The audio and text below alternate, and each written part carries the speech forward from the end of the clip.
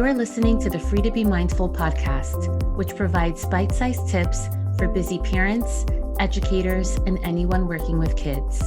These real talk conversations focus on mindful living, mental health, and personal growth, helping all to learn, grow, and inspire with mindfulness in mind.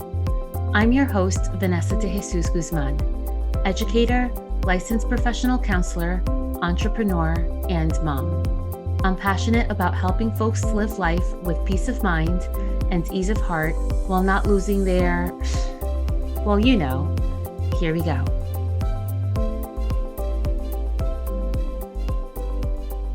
Hi, and welcome back to the Consult a Counselor series. In this series, I answer parenting-related questions so that you can be present and at ease with your child and live life mindfully.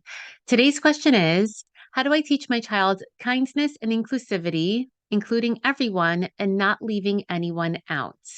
I have 5 tips that can help with this, and I'm going to leave the most important one to the end.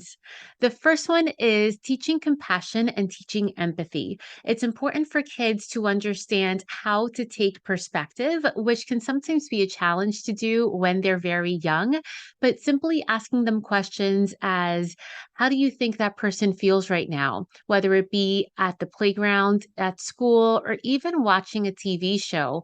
What would you do if you were in that person's shoes? How would you handle this tough situation? And that way they can begin to take perspective, and that can help them begin to feel empathy for another person. The second tip is to explain differences. We are all very different from each other. This world is filled with so many diverse experiences and diverse people. We come from different religious and cultural backgrounds. We have different perspectives, identities, family makeups, and so on. So it's important for our kids to just be exposed to these diverse experiences and diverse people so that it makes it normal for them to see people who are different from them and who have different backgrounds and beliefs and values from them.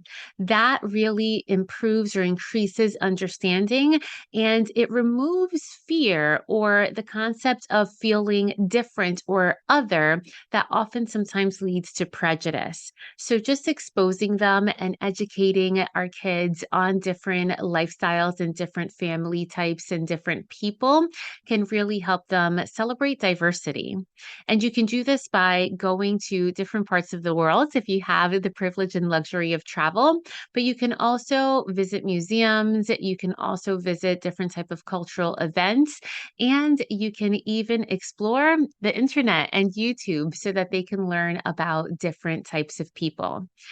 A way to do this, which is the third tip, is not only using the internet, but I love using children's literature.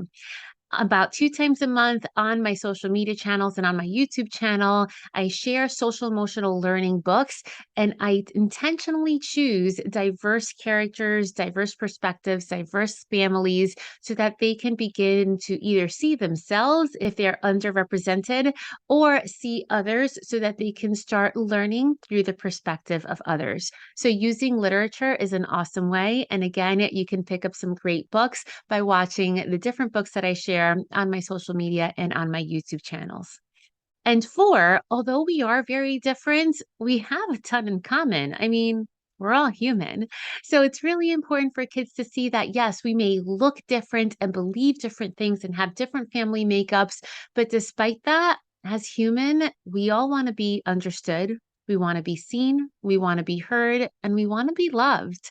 So understanding that we do have many similarities that weave us all together like a thread, despite our differences, can really help our children understand that really when it comes down to it, it's how we treat others with kindness and respect and how we want to be treated that is important. And the 5th one, here is the most important tool that I have to offer you, is be a role model. Children will learn more from what we do, from what they see us do, than the things that we say. It's important whether we are driving and someone cuts us off, or whether we are in line and something happens.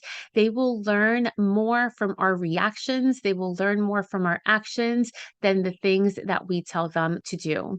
So make sure that you are forever being a positive role model to your kid, and they will be sure to pick up inclusivity and kindness toward others.